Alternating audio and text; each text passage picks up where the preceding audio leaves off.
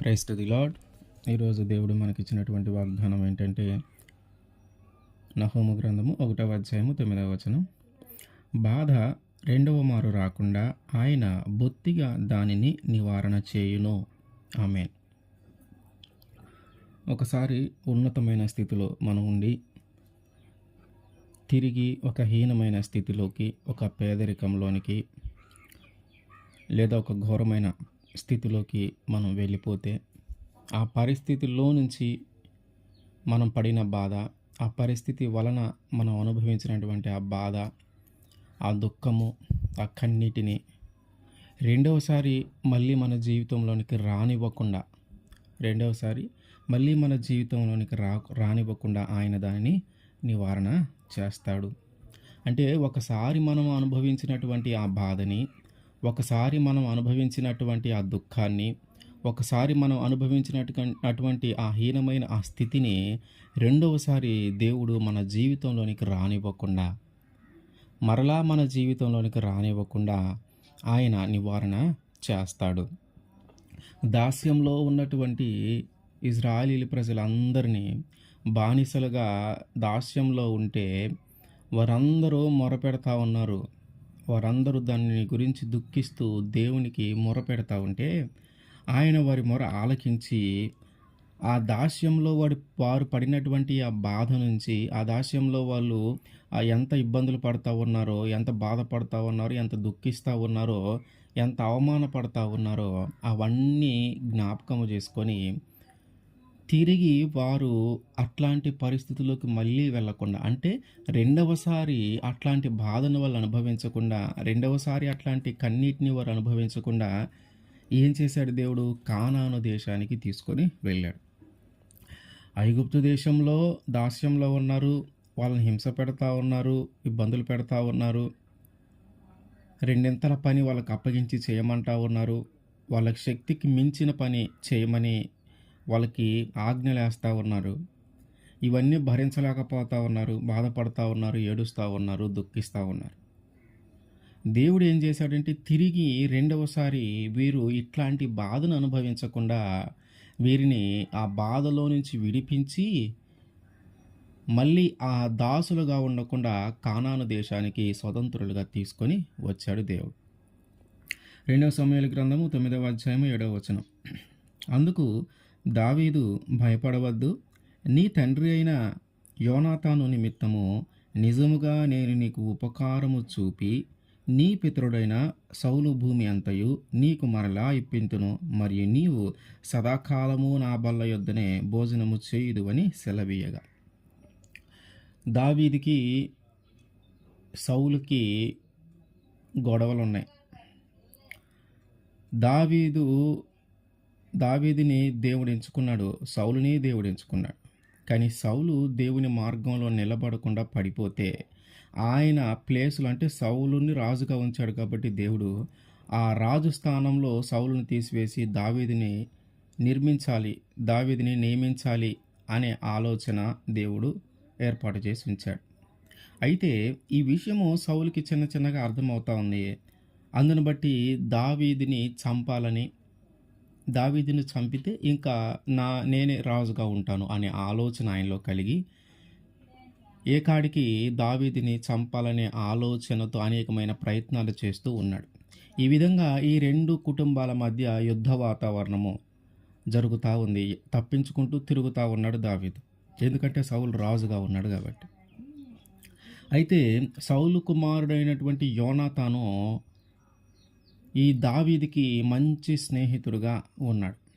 ఎప్పుడైతే వారు ఒకరినొకరు చూశారో అప్పుడే వారి యొక్క మనసులు కలిసిపోయినాయంట. అంటే వారంతా స్నేహము ఒక ప్రాణ స్నేహితుడిలాగా యోనాతాను దావీదుకు ఉన్నాడు. అనేకసార్లు దావీదుని సౌలు చంపాలని అనుకున్నప్పుడు యోనాతాను, మన తండ్రి ఇట్లా ఆలోచిస్తున్నాడు, నీ గురించి నువ్వు తప్పించుకొని పారిపో అని తన ప్రాణాలను కాపాడిన పరిస్థితులు ఉన్నాయి. కాబట్టి దావీదుకి యోనాతానికి ఒక మంచి స్నేహం ఉంది, ఒక ప్రాణానికి సమానమైన అంత స్నేహం ఉంది. ప్రాణ స్నేహితుడు అనే అంత స్నేహము వారిద్దరికి ఉంది. అయితే యుద్ధములో సౌలు యోనాతాను చనిపోయిన తరువాత దావీదు సింహాసనాన్ని అధిష్టిస్తాడు. దావీదు సింహాసనాన్ని అధిష్ఠించిన తరువాత అప్పుడు దావీదు మాట్లాడుతున్నాడు ఏమనంటే, సౌలు కుటుంబీకులలో ఎవరైనా మిగిలి ఉంటే వారికి నేను ఉపకారము చేస్తాను. దేవుడు ఎట్లాగైతే నాకు ఉపకారం చేశాడో అంటే ఏంటంటే, ఎందుకు పనికిరాని ఒక ఎన్నిక లేని వ్యక్తిని, ఒక మంద మేపేటటువంటి వ్యక్తిని నన్ను తీసుకొని వచ్చి ఇంత ప్రజల మీద రాజుగా నియమించాడే దేవుడు. ఆయన నన్ను ఈ స్థితిలో ఉంచటానికి నేను ఎంతటి వాడనో, నా కుటుంబం ఎంతటిది. కాబట్టి నన్ను ఆయన ఒక గొప్ప స్థితిలో ఉంచాడు కాబట్టి, సౌలు తర్వాత నేను రాజుగా ఉన్నాను కాబట్టి, సౌలు దేవుని చేత అభిషేకము చెందినవాడు కాబట్టి, దేవుడి చేత ఏర్పాటు చేసుకోబడిన వ్యక్తి కాబట్టి, ఆయన కుటుంబంలో ఎవరైనా ఉంటే వారికి నేను మేలు చేస్తాను. ఎందుకంటే వాళ్ళందరూ కూడా రాజకుమారులని. అయితే వెతుకుతా ఉన్నారు. ఆయన సీబాని పిలిపించాడు. ఆ సీబా ఎవరంటే సౌలు కుటుంబీకులకి సంబంధించినటువంటి సేవ చేసేటటువంటి వ్యక్తి. ఆయనకి తెలిస్తే మొత్తం. సీబాని పిలిపించి ఈ సౌలు కుటుంబీకులలో ఎవరైనా ప్రాణాలతో మిగిలి ఉన్నారేమో కనుక్కోమంటే ఆ సీబా చెప్తాడు, మెఫీబోషేతు అనే ఒక ఆయన ఉన్నాడు. మెఫీబోషేతు అనే ఒక ఆయన ఉన్నాడు. ఆయన ఎవరై అంటే యోనాతాను కుమారుడు. అంటే సౌలు కుమారుడు యోనాతాను, యోనాతాను కుమారుడు మెఫీబోషేతు. అంటే తన ప్రాణ స్నేహితుడైనటువంటి దావీదికి ప్రాణ స్నేహితుడైనటువంటి ఈ యోనాతాను యొక్క కుమారుడు మెఫీబోషేతు. అయితే ఈ మెఫీబోషేతు అంట కుంటి కాళ్ళు కలిగిన వాడు, అంటే కుంటివాడు అని. మరి ఈ కుంటివాడుగా ఆయన ఎందుకు అయ్యాడు అంటే, యెజ్రాయేలు వీళ్ళ మీద యుద్ధానికి వచ్చినప్పుడు సౌలుని యోనాతానుని చంపాలని అనుకున్నప్పుడు ఆయన చాలా చిన్నతనంలోనే ఉన్నాడంట. అప్పటికి యోనాతాను వాళ్ళ దాది ఎత్తుకొని పెంచుతూ ఉంది. అప్పటికి కూడా ఆ సమయంలో జరిగింది. ఎప్పుడైతే యెజ్రాయేలు ఇట్లా వస్తూ ఉన్నాడు యుద్ధానికని అర్థమైందో, వీళ్ళని చంపాలని ఆలోచన చేస్తాడని అర్థమైందో, ఆ దాది ఏం చేసిందంటే, ఆ దాది అంటే ఆ చిన్నపిల్లల్ని పెంచేటటువంటి ఆమె. ఆ దాది ఏం చేసిందంటే ఆ పిల్లగాడిని అంటే మెఫీబోషేతును తీసుకొని హడావుడిగా పరిగెడతా కింద పడిపోయింది. ఆ కింద పడినప్పుడు యోనాతానికి కుంటితనము ఏర్పడింది. ఆయన కాళ్ళకి కుంటితనము ఏర్పడింది. అంటే ఆయన పుట్టుకతో కుంటివాడు కాదు. ఆ దాది ఆయన ప్రాణాన్ని రక్షించటం కోసం ఆయన ఎత్తుకొని పరిగెడతా ఉన్నప్పుడు కింద పడిపోతే అప్పుడు ఆయన కుంటివాడిగా ఉన్నాడు. ఇప్పుడు ఏం చేస్తా ఉన్నాడు, ఈ కుంటివాడిగా ఉన్నటువంటి ఈ మెఫీబోషేతుని పిలిపించాడు దావీదు. మెఫీబోషేతు రాగానే సాష్టాంగ నమస్కారం చేశాడంట. సాష్టాంగ నమస్కారం చేసి, నీ దాసుడను నేను, ఆయన చెప్తాడు మెఫీబోషేతు అని పిలవగానే, అయ్యా నీ దాసుడునైనటువంటి నేను ఉన్నాను అని మాట్లాడుతూ ఉన్నాడు మెఫీబోషేతు. నువ్వేం భయపడవద్దు, నాకు దేవుడు ఎంతగానో ఉపకారము చేశాడు, అట్లాగే నీ తండ్రి నాకెంతగానో ఉపకారం చేశాడు, కాబట్టి నేను నీకు కూడా ఉపకారము చేస్తాను.